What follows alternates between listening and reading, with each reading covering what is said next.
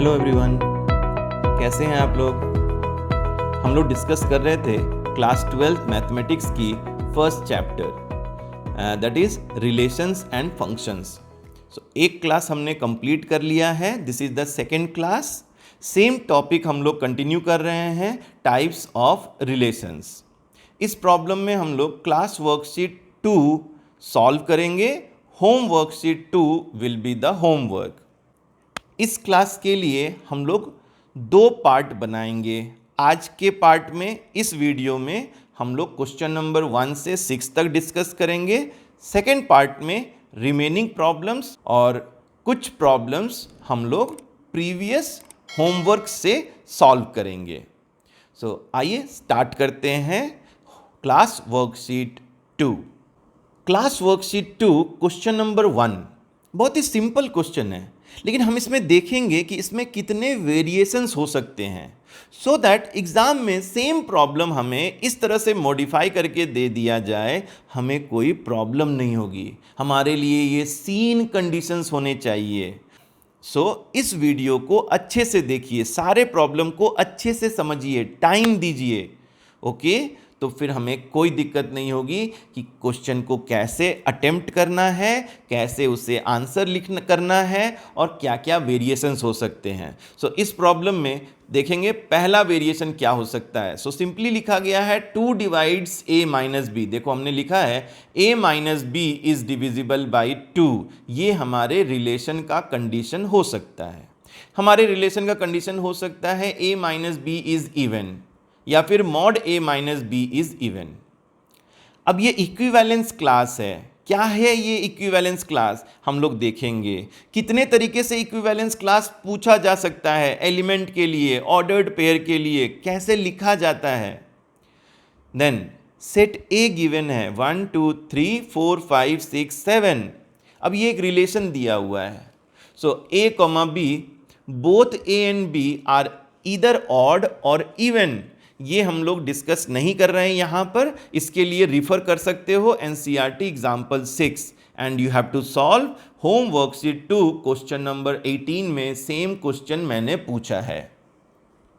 Fourth type क्या हो सकता है, वेरी इंपॉर्टेंट, इसको मैंने स्टार मार्क किया है। क्या है ये, म्यूचुअली डिसजॉइंट सबसेट्स और पार्टीशंस और सब डिवीजन। मतलब मान लो एक इंटीजर दिया हुआ है, एक सेट दिया हुआ है इंटीजर। अब इस सेट को कितने पार्ट्स में डिवाइड करोगे, how many parts are possible, these parts are called subset और सब डिवीजन और पार्टीशन। लेकिन पार्टीशन करने के लिए कुछ कंडीशंस होने चाहिए। क्या कंडीशन होंगे, कितने कंडीशन होंगे, कितने सबसेट बनेंगे, ये सभी हम लोग डिस्कस करेंगे। बहुत ही इंपॉर्टेंट ये पार्ट है। अब हम लोग स्टार्ट करते हैं क्वेश्चन नंबर 1 सॉल्यूशन। ना हमने लिया है r a comma b 2 divides a minus b और a और b इंटीजर्स हैं। स्टार्ट करते हैं रिफ्लेक्सिविटी। तो देखो लिखने का ये तरीका है, रिफ्लेक्सिविटी स्टार्ट करेंगे। यदि ये ट्रू है तो हम कैसे स्टार्ट करेंगे, let a b any element such that a belongs to z, ऐसे ही लिख दो। ये थोड़ा सा स्ट्रक्चर ध्यान रखना है। अब रिफ्लेक्सिविटी का रूल क्या था, रिप्लेस बी बाई ए। याद रखना है क्या है, replace b by a in the given condition. तो रिप्लेस कर देंगे, ये ए तो ए रहेगा माइनस, और बी के जगह पे ए लिखेंगे, क्या मिलेगा, ए माइनस ए। और ए माइनस ए क्या होता है, 0, which is obviously divisible by 2। मतलब हमारा ये कंडीशन ट्रू हो गया। और यदि ये कंडीशन ट्रू हो गया, it means a comma a belongs to r. तो याद रखना है कंडीशन थी replace b by a in case of reflexivity, true prove हो गया।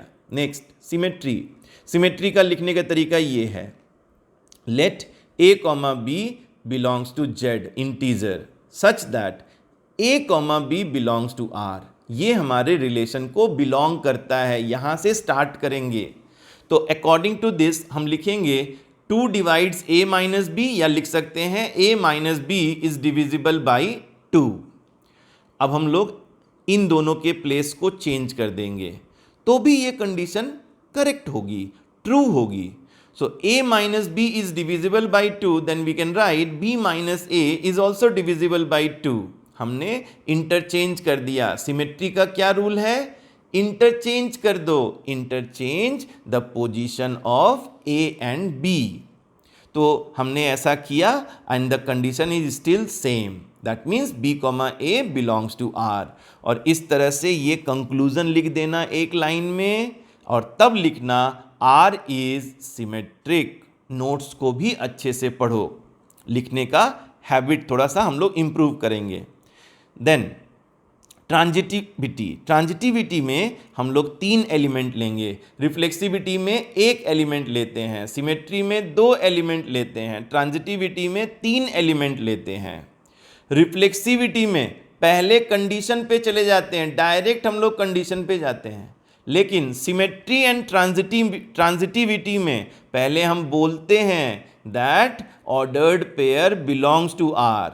रिफ्लेक्सिविटी में पहले कंडीशन लेते हैं, बाद में हम ये लिखते हैं. सिमेट्री एंड ट्रांजिटिविटी में पहले ही हम ये लिखेंगे तब कंडीशन अप्लाई करेंगे. इस बात को ध्यान रखनी है. सो हमने 3 एलिमेंट ले लिए which belongs to z such that a, b belongs to are and b, c belongs to r. इसमें एक ऑर्डर्ड पेयर लेते थे, इसमें हम 2 ऑर्डर्ड पेयर लेंगे. अब दोनों के लिए कंडीशन लिख दिया जाएगा. ये यदि बिलोंग करता है that means a minus b is divisible by 2. यदि ये बिलोंग करता है तो b minus c is divisible by 2. और डिविजिबिलिटी को हम क्या लिख सकते हैं? 2 का मल्टीपल है. That means a minus b equals to 2k1. इसी तरह से इसको हम लिख सकते हैं b minus c is equal to 2k2. अब ये k1 k2 क्या है? They are integers. सिंपल सी बात है. 2 का मल्टीपल है मतलब 2 में कोई इंटीजर मल्टीप्लाई हुआ है.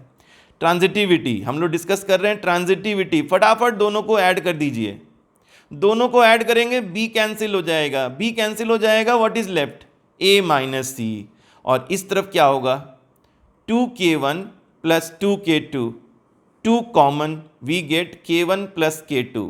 सो ultimately we are getting a minus c is equal to 2k1 k2 क्योंकि b कैंसिल हो गई. और अब ध्यान से देखो a minus c can we write is divisible by 2. Yes and therefore a, c belongs to r. इस तरह से फिर से कंक्लूजन लिखेंगे. देखो लिखने का तरीका देखो. कंक्लूजन लिख रहे हैं since a, b belongs to r and b, c belongs to r, therefore it implies a, c also belongs to r.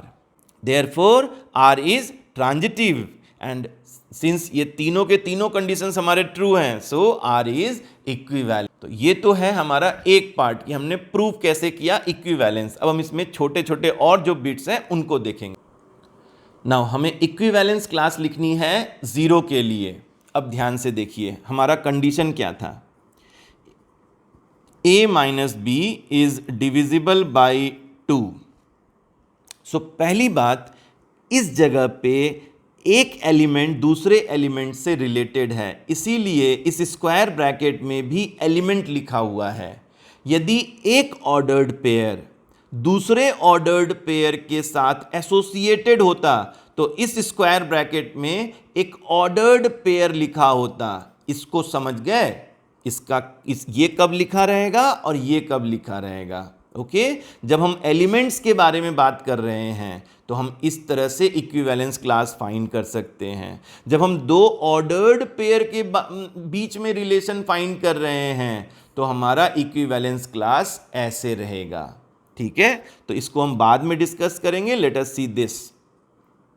अब क्या करनी है, ये है A, ये है B. किसी के जगह पे भी 0 को पुट कर दो, किसी के जगह भी, कोई हमारा डिफरेंस नहीं आएगा. सो लेट हमने A के जगह पे 0 पुट कर दिया. 0 minus B is divisible by 2. अब ये बताओ B के जगह पे हम क्या लिख सकते हैं. Can we write 0? 0 minus 0 is divisible by 2. Yes. Can we write 2? Yes, we can write. Can we write minus 2? Yes we can write, that means 0 हो सकता है b के जगह पे, +-2, +-4, +-6, ऐसे कोई भी वैल्यूज b के जगह पे आ सकते हैं। इन सारे ऑप्शंस को कर्ली ब्रैकेट में बंद कर दो, that is called equivalence class for 0। तो this is the same thing, this is same thing we have just now explained। अब हम लास्ट पार्ट देखेंगे, म्यूचुअली डिसजॉइंट सबसेट क्या होता है। So a minus b is divisible by 5। तो पहले भी हमने डिस्कस किया था, यदि ये 5 है तो 5 म्यूचुअली डिसजॉइंट सबसेट फॉर्म होंगे। तो एक क्या होगा, एक होगा हमारा मल्टीपल ऑफ 5R, देखो सारे के सारे 5 के मल्टीपल। दूसरा हो जाएगा 5R + 1, अब इन सभी में 1 ऐड कर दो, +-1, ये हो जाएगा +-6, ये हो जाएगा +-11। अच्छा, इस इंटरेस्टिंग क्या है, किसी भी दो एलिमेंट को चूज कर लो, 11 और 6 माइनस करो 5 आ जाएगा, 16 और 1 माइनस करो 15 आ जाएगा, विच इज डिविजिबल बाई 5। इस तरह से ये बनाया गया है। So multiple of 5 + 1, multiple of 5 + 2, multiple of 5 + 3 and last multiple of 5 + 4। यदि multiple of 5 + 5 कर देंगे तो again we will reach to the same place। ठीक है, सो इस तरह से हम लोग डिसजॉइंट सबसेट लिखते हैं। बहुत ही इंपॉर्टेंट ये है, एनसीईआरटी के मिसलेनियस एग्जाम्पल में एक्सप्लेन भी किया गया है। चलते हैं very important question, question number 2। Question number 2 में एक सेट गिवन है 1 2 3 अप टू 9, रिलेशन गिवन है। क्या स्पेशल बात है रिलेशन में, ये एक सेट पे होता है रिलेशन, बट राइट नाउ ये एक कार्टेशियन प्रोडक्ट पे है। So our first set is A cross A, our second set is also A cross A and the relation is R for these two set. क्या relation है, तो obviously इसके जो elements होंगे वो ऑर्डर्ड पेयर होंगे, इसके भी एलिमेंट्स ऑर्डर्ड पेयर होंगे। दैट मीन्स अब जो हम रिलेशन डिस्कस करेंगे वो रिलेशन एक ऑर्डर्ड पेयर, दो ऑर्डर्ड पेयर के बीच में होगी, ये हमें समझना है। तो ऑर्डर्ड, जब हम एलिमेंट्स लिखते हैं तो हम ऐसे लिख देते हैं, ठीक है, नो प्रॉब्लम, हम ऐसे लिख देते हैं, नो प्रॉब्लम, ये भी चलेगा ये भी चलेगा। लेकिन इन केस ऑफ ऑर्डर्ड पेयर ये पहला वाला नोटेशन नहीं चलेगा, बस दूसरा वाला नोटेशन चलेगा। तो ये एक ऑर्डर्ड पेयर है related to another ordered pair, so ये सेकेंड वाला हमारा चलेगा in case of ordered pair, first वाला हम नहीं लिख पाएंगे। फाइन, सो अब यदि दो ऑर्डर्ड पेयर रिलेटेड हैं तो रिजल्ट क्या होगा, what they will imply, it implies A + D is equal to B + C दिया हुआ है क्वेश्चन में। हमें प्रूव करना है कि ये रिलेशन इक्विवेलेंस रिलेशन है, as well as equivalence class find करनी है फॉर दिस ऑर्डर्ड पेयर। अभी हमने डिस्कस किया था एलिमेंट के लिए, अब हम डिस्कस करेंगे ऑर्डर्ड पेयर के लिए। नाउ इस प्रॉब्लम को एकदम इजी बनाया जा सकता है just by changing this condition. हम क्या करेंगे, ये A यहाँ है और ये B यहाँ है, हम एक साइड ले आते हैं, तो ये बन गया A - B और ये बन गया C - D।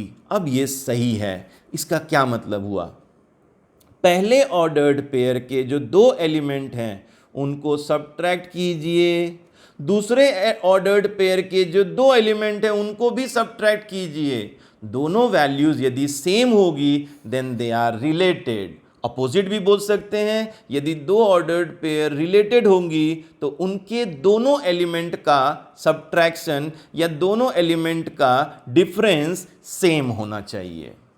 तो अब ये प्रॉब्लम हमारे लिए बहुत ही सिंपल हो गई है, ये हमने अभी डिस्कस की थी, A - B is equal to C - D, correct, same thing. चलेंगे रिफ्लेक्सिविटी में, तो थोड़ा यहाँ पर समझना है, थोड़ा ध्यान देना है ज़्यादा, बहुत ही इंपॉर्टेंट क्वेश्चन है। देखो रिफ्लेक्सिविटी में हम क्या करते थे, हम प्रूव करते थे A बिलोंग्स टू R। हम इस नोटेशन को अभी फॉलो नहीं करेंगे, हम इसको फॉलो करेंगे। तो हम लिखते थे ARA when we are discussing reflexivity।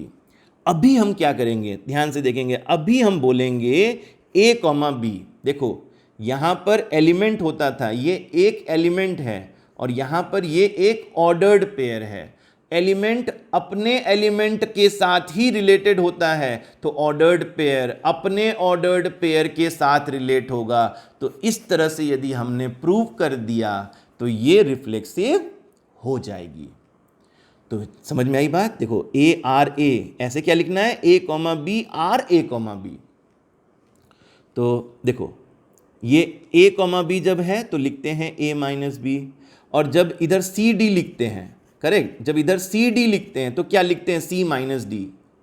लेकिन जब दोनों तरफ a माइनस बी है तो इधर भी a माइनस बी, इधर भी a माइनस बी। तो रूल बन गया replace c comma d by a comma b, ये हमारा रूल रहेगा।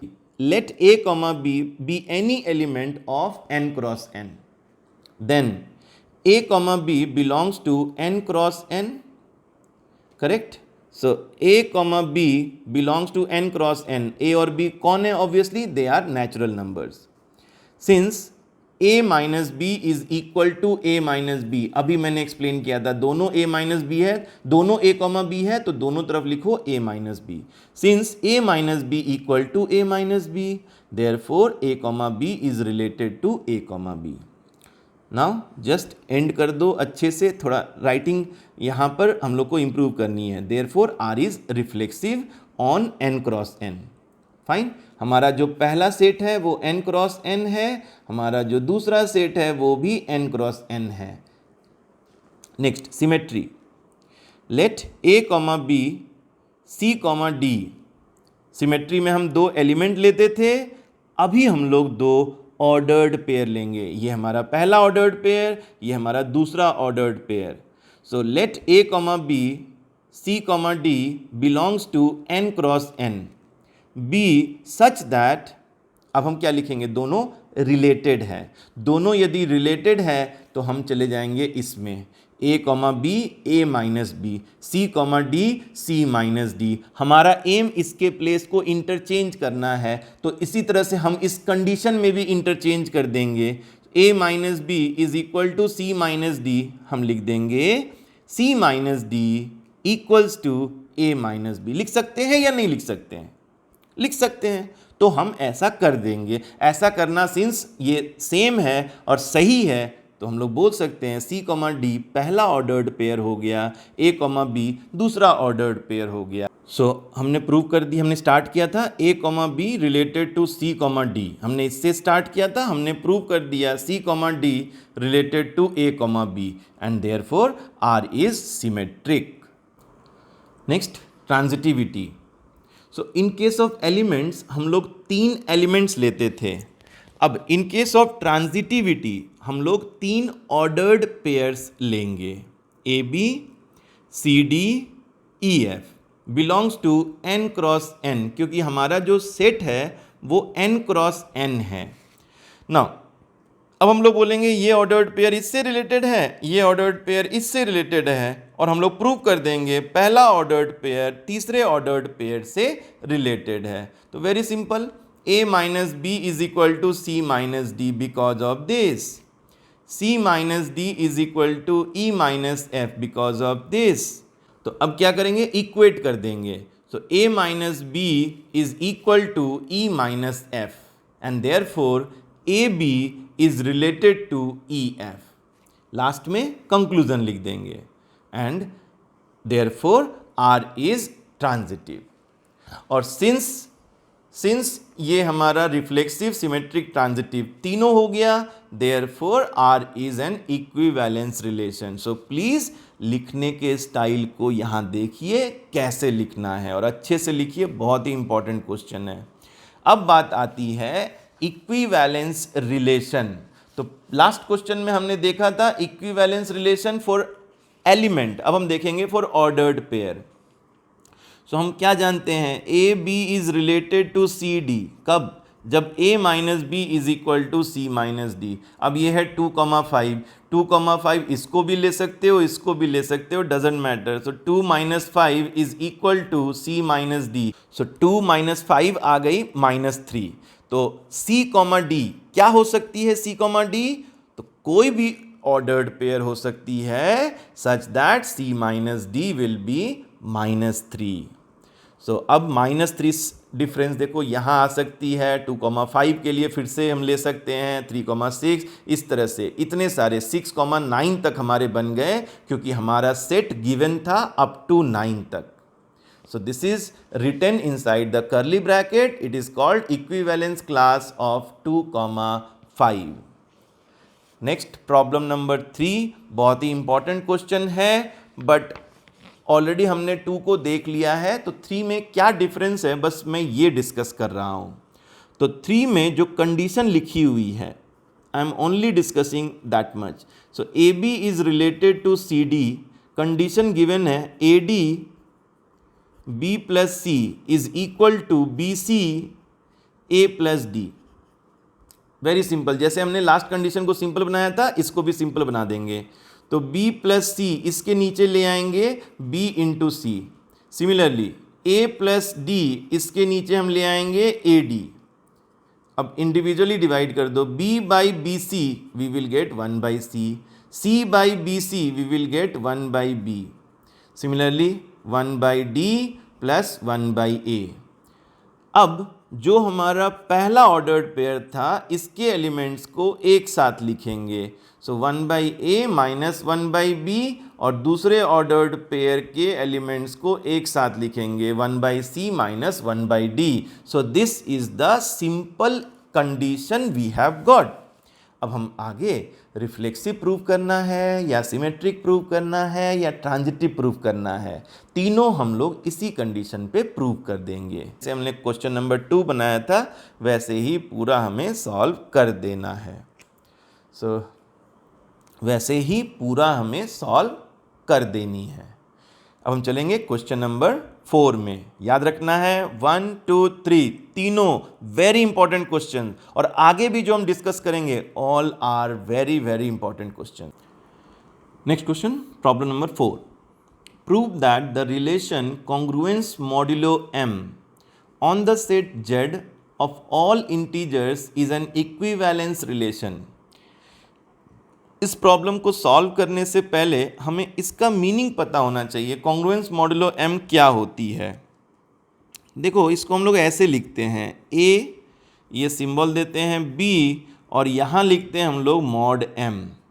इसका रीड हम लोग करते हैं a b congruence modulo m। क्या मीनिंग होती है? इसके मीनिंग होती है a minus b is divisible by m।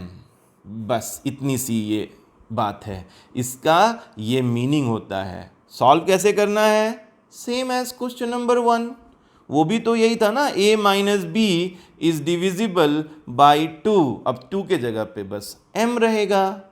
तो कॉन्ग्रुएंस मॉडुलो m का यदि मीनिंग आता है तो फिर हम क्वेश्चन सॉल्व कर सकते हैं। इसी तरह से रिफ्लेक्सिविटी सेम, जैसे हमने a रखा था 0 आया था, डिविजिबल बाई 2 आया था, ये डिविजिबल बाई m आ गया, रिफ्लेक्सिव हो गया। Next symmetric, a minus b is divisible by m, तो b माइनस ए भी डिविजिबल बाई m होगी। चाहे तो थोड़ा एक्सप्लेन कर सकते हैं, सिमेट्रिक हो गई। सेम ट्रांजिटिव के लिए पहले हमने ए बी लिया, फिर हमने बी सी लिया, दोनों का एक्सप्लेन कर दिया। a minus b is divisible by m, that means a minus b is equal to lambda 1m। Similarly b minus c is equal to lambda 2m। ये हम जानते हैं, दे आर इंटीजर्स। दोनों को ऐड कर दिया, b कैंसिल हुआ, a minus c आ गया मल्टीपल या divisible by m। That means a c congruence modulo m, हमारा ये रिलेशन प्रूव हो गया, and therefore it is transitive and hence it is equivalence relation. Very important question. Next हम लोग देखेंगे प्रॉब्लम नंबर 5 एंड 6। दोनों inter related हैं और दोनों ही एग्जाम में आ सकते हैं। Question number 5, very important question. Prove that intersection of two equivalence relations on a set is also an equivalence relation. सो प्रूव करने के लिए पहले हम लोग कुछ एज्यूम करेंगे. Let R and S be two equivalence relations on set A. Set A हमने एज्यूम किया है और टू इक्विवेलेंस रिलेशंस भी हमने एज्यूम किया है. अब हमें प्रूव कर देना है इनका intersection is also an equivalence relation. So start करते हैं. सो रिफ्लेक्सिविटी. नाउ प्रूव करने से पहले हमें हमारा एम क्लियर होना चाहिए. तो रिफ्लेक्सिविटी के लिए हमें प्रूव कर देनी है A, belongs to R intersection S. ये हमें प्रूव करनी है. हम किसका हेल्प ले सकते हैं? तो हम R एंड S ये दोनों इक्विवेलेंस रिलेशंस हैं, इनका हम हेल्प लेंगे. इनका हेल्प लेके हम ये प्रूव कर देंगे. ये प्रोसेस होना चाहिए. सबसे पहले स्टार्ट करेंगे रिफ्लेक्सिविटी में सिंगल एलिमेंट से. एक एलिमेंट लिया हमने A. अब A किसको बिलोंग करनी चाहिए? तो जो सेट हमने एज्यूम किया है उसको बिलोंग करनी चाहिए. Then A belongs to set A.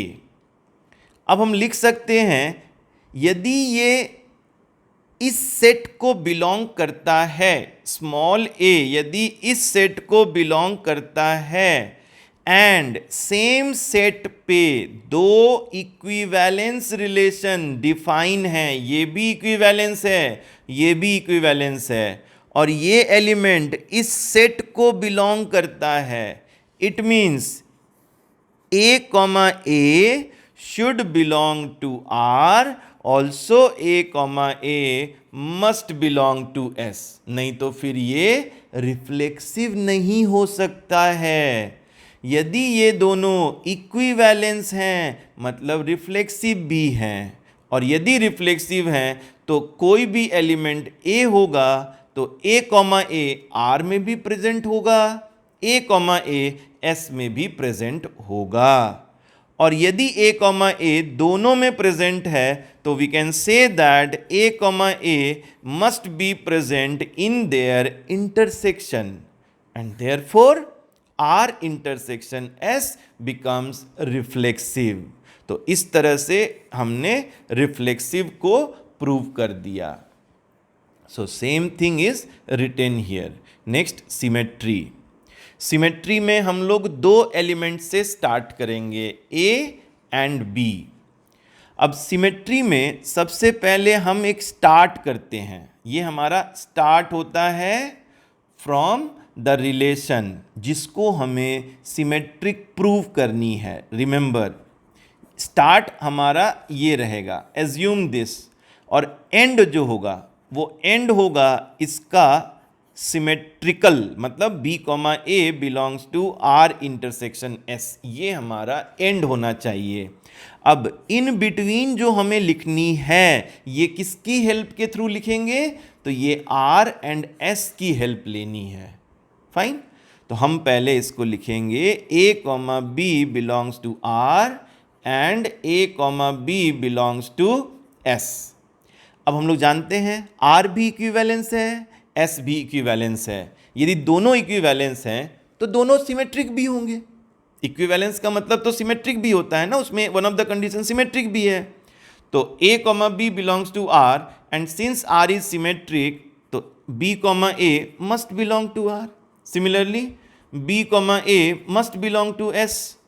और यदि B, A R को भी बिलोंग करता है, S को भी बिलोंग करता है, तो ऑब्वियसली दोनों के इंटरसेक्शन को भी बिलोंग करता है. डन, हमारा एंड आ गया.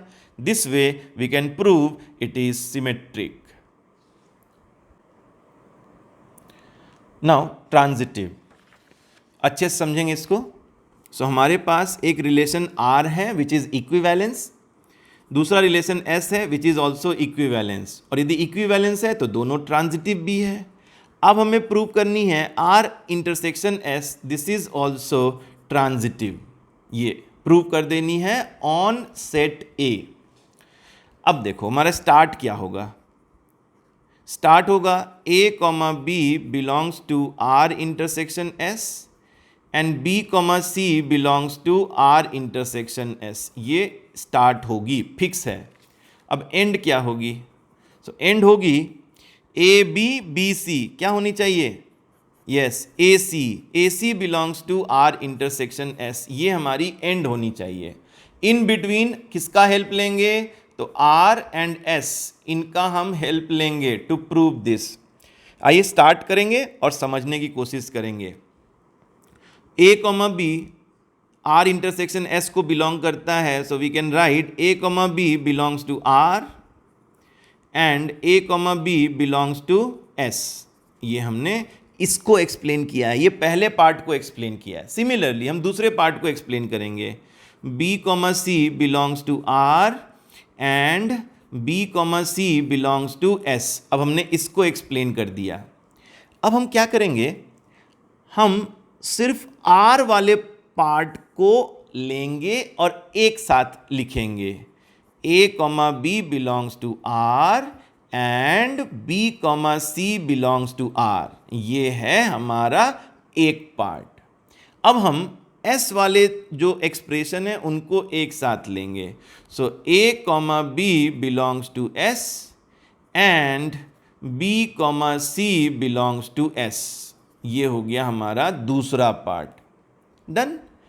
अब ये ध्यान देंगे, आर इज ट्रांजिटिव, तो इसके लिए हम लिख सकते हैं, ये है ए बी, ये है बी सी, तो हम लिख सकते हैं a C belongs to are.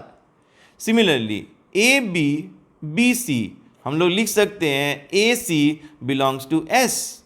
और यदि ए सी आर में भी है और एस में भी है, so we can clearly see that a c दोनों के इंटरसेक्शन में भी होगी, and so R intersection S is transitive. इस तरह से हमने इसको रिफ्लेक्सिव, सिमेट्रिक एंड ट्रांजिटिव तीनों प्रूव कर दिया।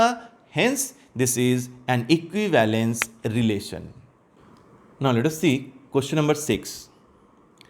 If R and S are transitive relations on a set A, then prove that R union S may or may not be transitive relation. Same question दूसरे तरीके से हो सकती है। Prove that union of two equivalence relations on the set is not necessarily an equivalence relation. So last question हमने discuss किया था about intersection, और ये क्वेश्चन है about union। याद रखना है, जब भी दो इक्विवेलेंस रिलेशन का यूनियन करते हैं, it means R is equivalence, S is equivalence, then R union S reflexive होगी क्या? यस, रिफ्लेक्सिव होगी। सिमेट्रिक होगी क्या? यस, सिमेट्रिक होगी। प्रूफ क्या है दोनों का? सेम प्रूव होगी as we have proved R intersection S, same prove होगी। But what about transitive? क्या ये ट्रांजिटिव होगी? कंपलसरी नहीं है, हो भी सकती है, नहीं भी हो सकती है। आर इंटरसेक्शन एस कंपलसरी थी, यूनियन में कंपलसरी नहीं है। इसको हम एक एग्जांपल की तरह समझेंगे। सो दिया हुआ है, let A is a b c, let R and S are two equivalence relations on A. हमने ए क्रॉस ए लिख लिया है। ध्यान देना है, आर मुझे इक्विवेलेंस लिखना है। आर में मैंने क्या किया, मैंने ये तीन तो रखना ही पड़ेगा, मैंने लिख दिया, ठीक है। अब हमने सिर्फ एक लिया, ए कॉमा बी, तो दूसरा लिखना पड़ेगा बी कॉमा ए, बन गया हमारा R, relation R, equivalence relation R. अब एस लिखना है, तो फिर से ये तीनों को लिख दिया, ए ए बी बी सी सी लिख दिया। अब हमने दूसरा एक ले लिया, एक केवल एक बी सी, और बी सी का अपोजिट हो गया सी बी, तो ये भी इक्विवेलेंस रिलेशन हो जाएगी। अब जब हम लोग आर यूनियन एस लिखेंगे तो हमारे पास a b will be there, हमारे पास b c will be there, a b b c, but हमारे पास ए सी अवेलेबल नहीं है। ए बी है, बी सी है, बट ए सी नहीं है। That means R union S is not transitive. तो ये एग्जाम्पल हमें एग्जाम में दे देना है। ठीक है, तो इस बात को याद रखना, आर यूनियन एस रिफ्लेक्सिव होता है, सिमेट्रिक होता है, बट ट्रांजिटिव नहीं होता है। आर इंटरसेक्शन एस तीनों होते हैं। R union S transitive show कर भी सकता है, नहीं भी कर सकता है, दैट मीन्स ट्रांजिटिव नहीं होता है। So we can clearly see R and S are equivalence relation, but R union S is not equivalence. It is only reflexive and symmetric, but not transitive.